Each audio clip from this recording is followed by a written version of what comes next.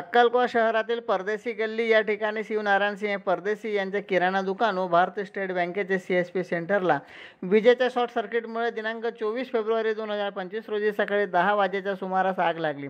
सकाळच्या सुमारास शिवनारायण सिंह परदेशी यांनी व त्यांच्या मुलांनी दैनंदिनीप्रमाणे आपल्या किराणा दुकानाचे व भारतीय स्टेट बँकेचे CSP सेंटरचे व्यवहार सुरू केलेले होते। अचानक दुकानात शॉर्ट सर्किट झाल्यामुळे साधारणतः 6 लाख रुपयाचे नुकसान झालेले आहे। यामध्ये CSP सेंटरच्या व्यवहारासाठी 2 लाख रुपये रोखीने ठेवलेले होते। किराणा दुकानातले फर्निचर, लॅपटॉप असे विविध प्रकारचे साहित्य या ठिकाणी जळून खाक झालेले आहे। 65 वर्षाचे शिवनारायण सिंह परदेशी यांनी झालेल्या अग्नितांडवामध्ये साहित्य वाचवण्यामध्ये एकच लक्ष घातलेले होते, मात्र या झालेल्या अग्नितांडवामध्ये ते मोठ्या प्रमाणात भाजल्या गेलेत। जिल्हा रुग्णालयात त्यांना 56% जळाले असल्याचे वैद्यकीय अधिकाऱ्यांनी घोषित केले।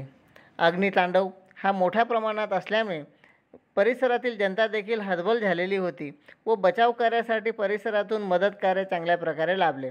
मात्र या ठिकाणी किराणा माल व 100% साहित्य परिपूर्णपणे जळून खाक झालेले आहे। घटनास्थळी अक्कलकोट विधानसभा मतदारसंघाचे आमदार आमशा पाडवी, अक्कलकोट लोकनियुक्त सरपंच उषाताई बोरा, अक्कलकोट पोलीस विभागाचे पोलीस उपविभागीय अधिकारी दर्शन दुग्गळ, पोलीस निरीक्षक गुलाबराव पाटील आदी या ठिकाणी उपस्थित झालेले होते। या ठिकाणी उपस्थित जनतेने व परिसरातील जनतेने बचाव कार्यासाठी शेवटपर्यंत शर्थीचे प्रयत्न केलेले होते।